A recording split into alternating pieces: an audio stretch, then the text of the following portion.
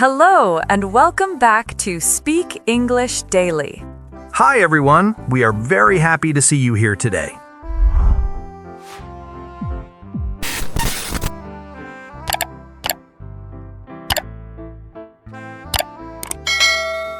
Hey everyone, and welcome back to Speak English Daily.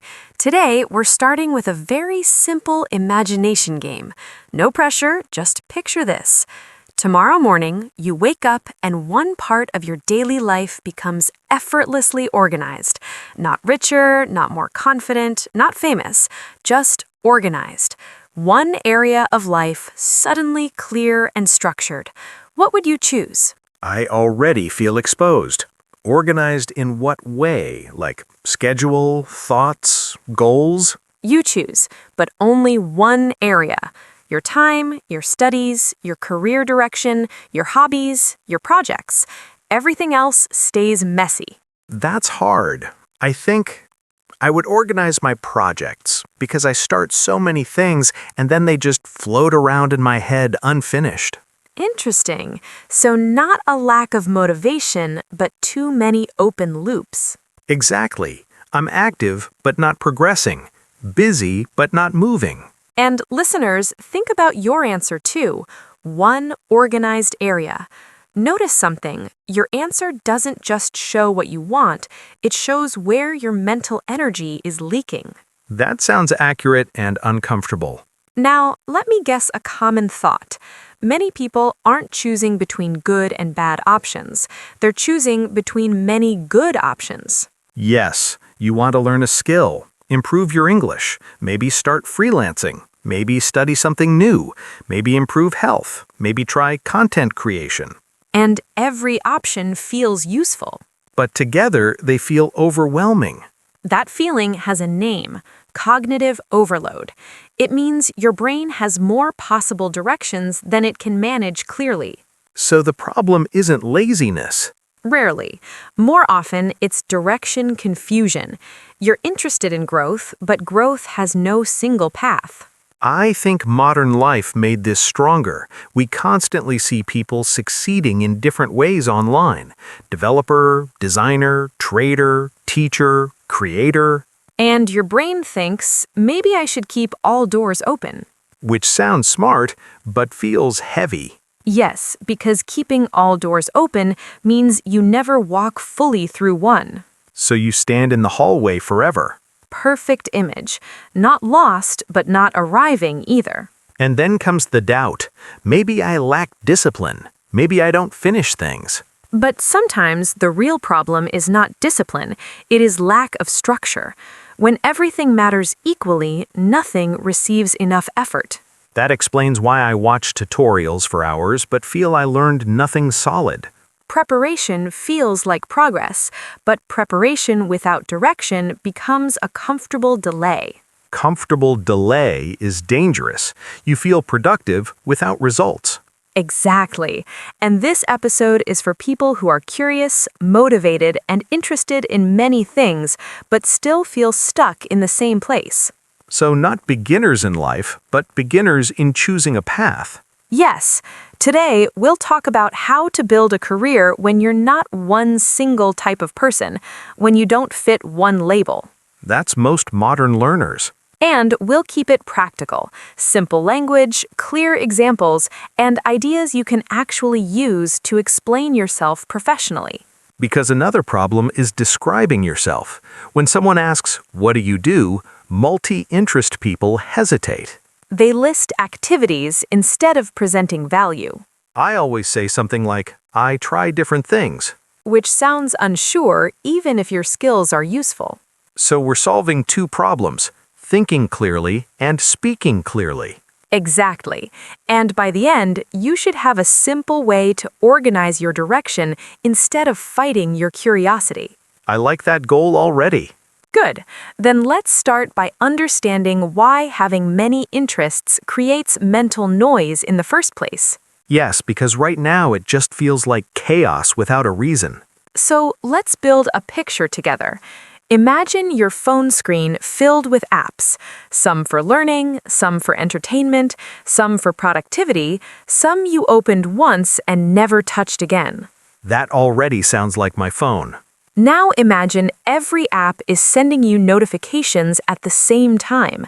Messages, reminders, updates, ideas, recommendations. My brain every evening. Exactly. Many interests feel like constant notifications inside your head, each one important, each one unfinished. And I keep switching.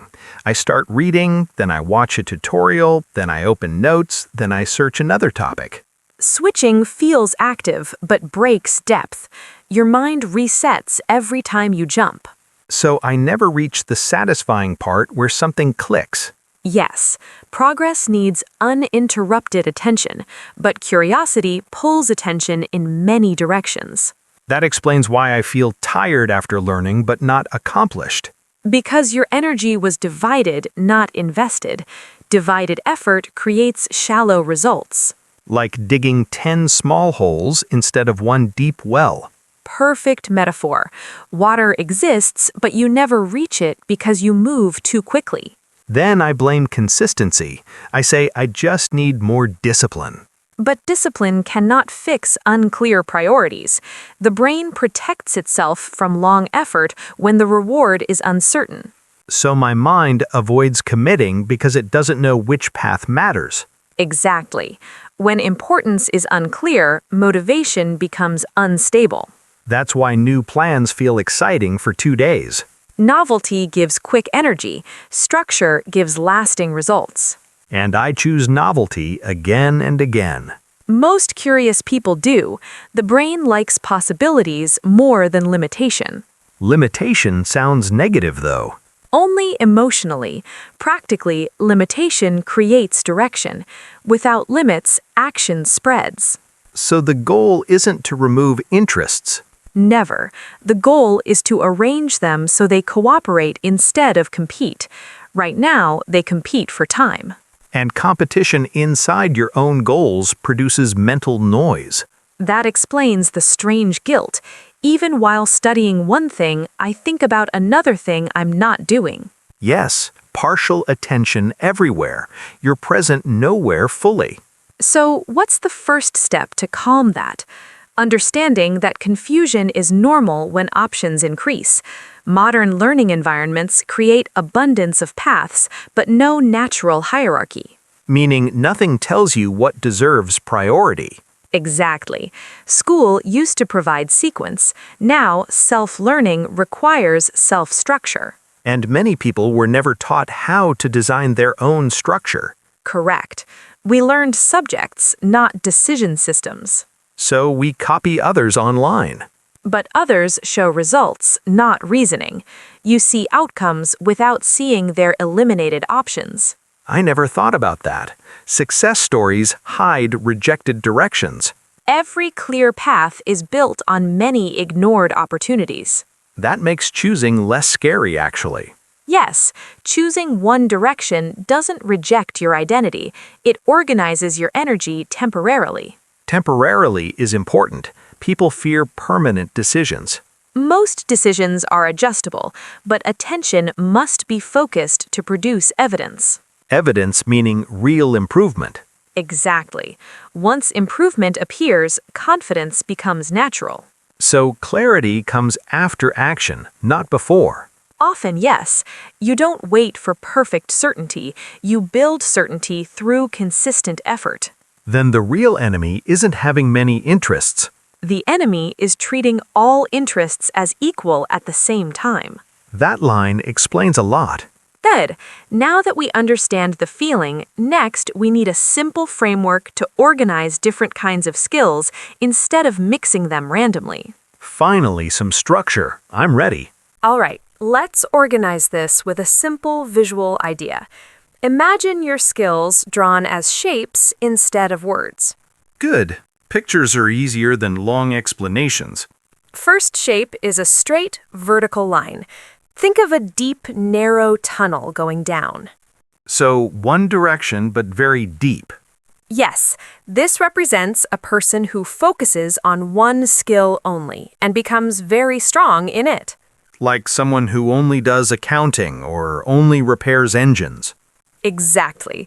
People trust them because they solve one specific problem extremely well. We call this a specialist. A specialist means a person with deep expertise in a single area. Clear identity, clear value. Right.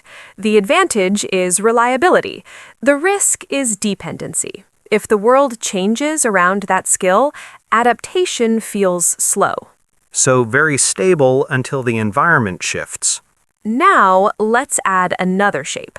A vertical line again, but now a horizontal line across the top. Looks like a table. Good observation. The vertical part still shows one deep skill. The top line shows basic understanding of other related fields. Meaning they can communicate with different teams. Exactly. For example, a writer who also understands marketing and basic design. Not expert in all, but comfortable across them. That sounds more flexible. It is. They keep depth but gain awareness. Awareness helps collaboration. So they don't work alone, easily lost in details. Yes, they see context around their expertise. And the third shape? Now imagine multiple downward lines connected at the top, more than one deep ability. So strong in several areas, not just familiar. Correct. Not random hobbies, but developed competencies that support each other. For example? A teacher who is also skilled at video production and audience communication. Each strengthens the others. Because teaching improves communication, communication improves content, content improves teaching reach. Exactly. This creates combined value instead of separated value.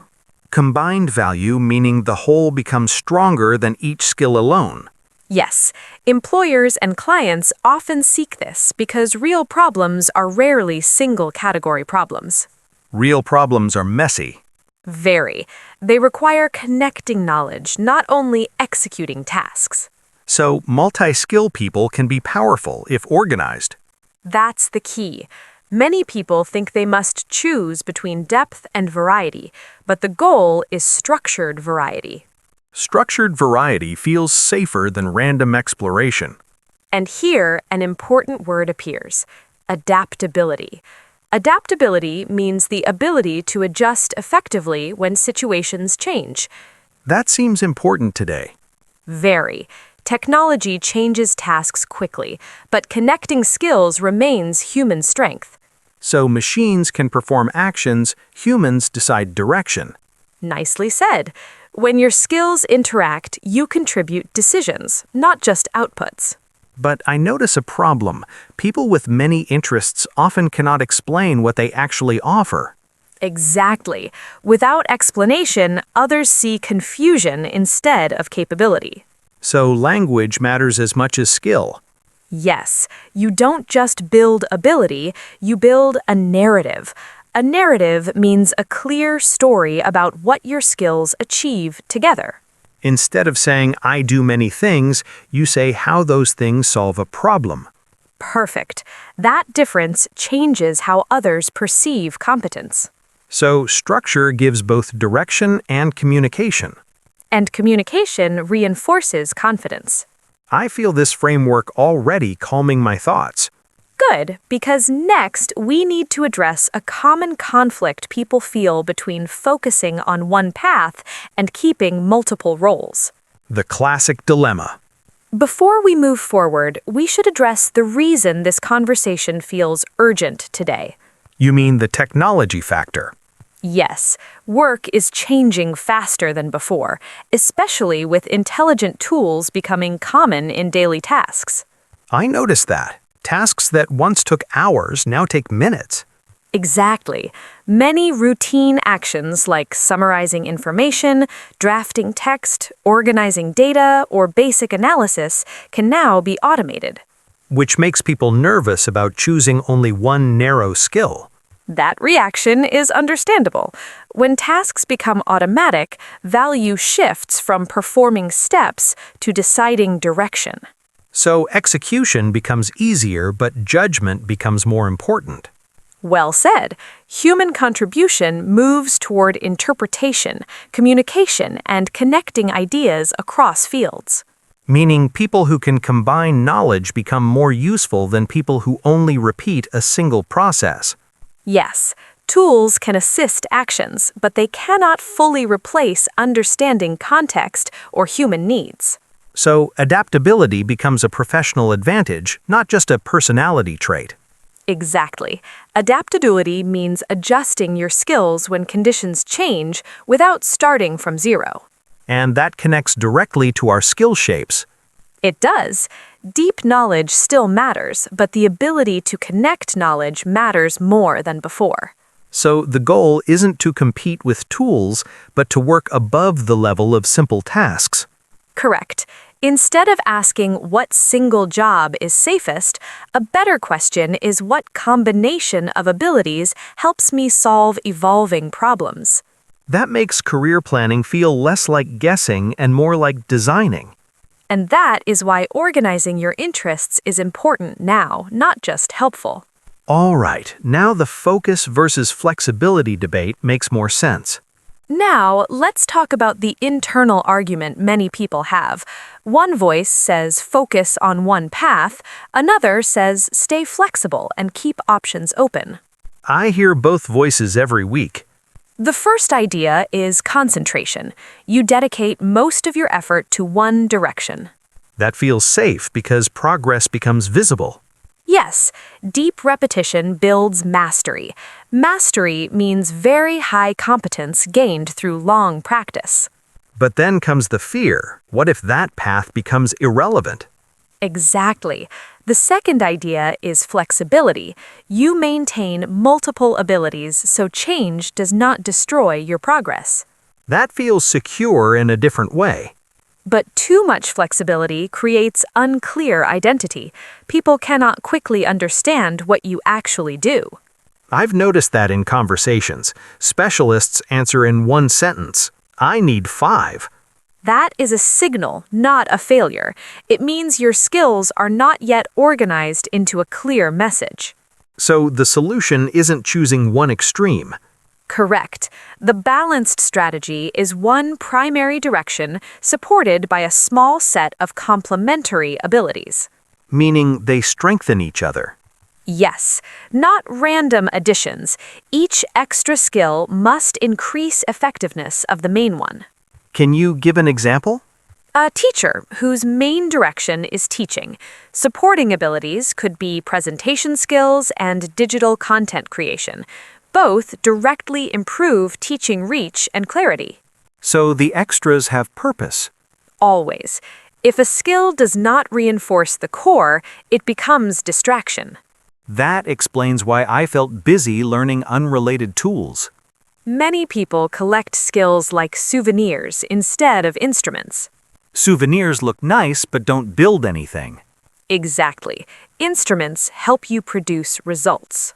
Then the real question becomes how to describe this combination to others. Yes, because opportunities often come from explanation, not just competence. When someone asks what you do, they are really asking what value you bring. Perfectly said. Instead of listing activities, connect them to outcomes. For example? Instead of saying, I write and design and manage pages, say, I create clear educational content that helps learners understand complex topics. Same skills, clearer purpose. Clarity increases trust. Trust creates opportunities. So communication is part of career strategy. Very much. Here's a useful verb. Position. To position yourself means to present your abilities in a way that shows relevance.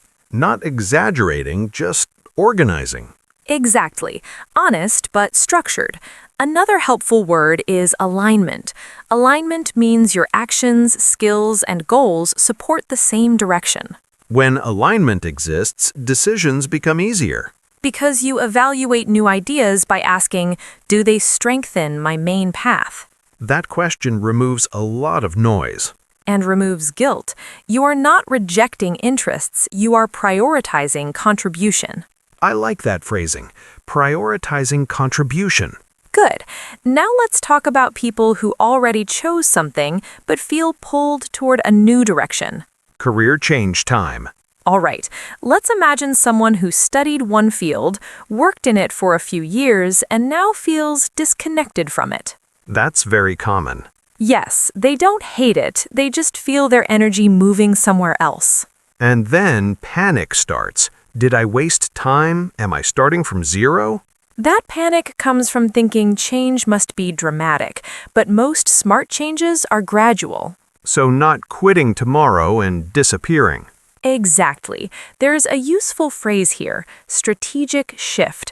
A strategic shift means adjusting your direction carefully while using what you already have. So it's not escape, it's repositioning. Yes, first step is identifying a theme, not a job title. Explain that. A job title is narrow, a theme is broader and more flexible. For example, instead of saying, I want to become a product manager, you say, I want to work on improving user experience in digital tools. That allows multiple possible roles. Correct. Themes give direction without locking you into one label. What comes next? Evidence. Small, visible evidence. A small project, a freelance task, a collaboration, a published article, a presentation. So proof instead of intention. Exactly. Intention sounds hopeful. Evidence builds credibility. Credibility means others believe in your ability because they see results. That reduces fear, too. Yes, because you're not jumping blindly, you're building transition gradually. And while building evidence, you still maintain your main income or stability. Ideally, yes, stability supports experimentation. Then comes communication again. Always. You inform people about your new direction calmly. You update your profile, your description, your conversations. That feels vulnerable. It can, but silence keeps you invisible. Strategic communication attracts aligned opportunities. So change becomes visible step by step. Exactly. And here we must mention one word many people avoid: discipline. I knew it was coming. Discipline means doing what supports your long-term goal, even when immediate excitement fades. That's difficult for curious people. Very. Curiosity loves novelty. Discipline protects continuity. So how do you balance both? By limiting experiments to a defined period, for example, 90 days. Why 90? Long enough to see measurable improvement, short enough to feel manageable. So during 90 days, you define one primary direction. Yes, one core focus, then one skill that increases your effectiveness in that area. And maybe one activity that increases visibility. Exactly. Core skill, enhancement skill, exposure activity. That feels structured but not restrictive. Because it allows growth without scattering attention. And after 90 days, you evaluate.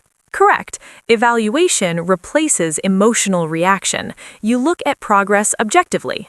Objective meaning based on results, not mood. Yes, if results are positive, continue. If not, adjust. So career building becomes a process, not a dramatic decision. That's the mindset shift. Long-term direction built through consistent short-term focus. I think many listeners needed that reassurance. Good. Now, before we close, we should slow down and review important vocabulary so listeners can talk about all these ideas clearly. Yes, because thinking is powerful, but expressing it in English is equally important. Great. Now let's review some useful words and phrases from today and practice them slowly so you can actually use them in real conversations. Not just understand them, but say them naturally. First word, overload. Overload means too much input for your brain to handle comfortably. For example, I felt overload when I tried to learn 3 software tools in 1 week. Or, constant notifications create mental overload. Repeat, overload. Overload. Slowly. Overload. Next phrase, open loop. An open loop is an unfinished task that stays in your mind and takes attention. For example, unfinished projects become open loops in my head. Or, writing tasks down helps close open loops. Repeat. Open loop. Open loop. Slowly. Open loop. Next word, specialist. A specialist is a person with deep knowledge in one specific area. For example, she is a specialist in database security, or companies hire specialists for complex problems. Repeat, specialist. Specialist. One more time. Specialist. Next word, complementary. Complementary means two things improve each other when combined. For example, writing and research are complementary skills, or communication is complementary to technical ability. Repeat, complementary. Complementary. Slowly. Complementary. Next word, mastery. Mastery means very high skill developed through long practice. For example, mastery requires patience and repetition, or he reached mastery after years of focused effort. Repeat, mastery. Mastery. One more time. Mastery. Next phrase, position yourself. To position yourself means to present your abilities in a way that shows relevance. For example, she positioned herself as a problem solver, not just a designer. Or, you should position yourself based on value you provide. Repeat, position yourself. Position yourself. Slowly. Position yourself. Next word, alignment. Alignment means parts working toward the same goal. For example, my projects are now in alignment with my long-term direction, or team alignment improves productivity. Repeat, alignment. Alignment. One more time. Alignment. Next phrase, strategic shift. A strategic shift means a careful change in direction using existing experience. For example, he made a strategic shift from sales to training, or learning online teaching tools supported her strategic shift. Repeat, strategic shift. Strategic shift. Slowly. Strategic shift. Next word, credibility. Credibility means people trust your ability because they see proof. For example, small projects build credibility quickly, or experience increases professional credibility. Repeat, credibility. Credibility. One more time. Credibility. Last word, discipline. Discipline means continuing effort even when motivation decreases. For example, daily practice requires discipline, or discipline turns goals into results. Repeat, discipline. Discipline. Slowly. Discipline. So, today we talked about something many learners quietly struggle with. Not lack of motivation, but lack of direction when many interests compete for your attention. And we learned that curiosity is not the enemy. Unorganized curiosity is. Exactly. When you give your interests a structure, they start supporting each other instead of fighting for your time. One main direction, a small number of supporting abilities, and a clear message about what value you bring. Then you build small evidence, communicate it calmly, and stay consistent long enough to see results. Progress becomes visible, confidence follows naturally, and your English improves because you can explain your path clearly. If you want to practice, write one sentence describing your main direction and one supporting skill using today's vocabulary. Keep it simple and honest. Clear sentences are more powerful than complicated ones. We love reading your answers because they help other learners see new possibilities too. Thanks for spending this time with us on Speak English Daily. I'm Anna. And I'm Mike. See you in the next episode.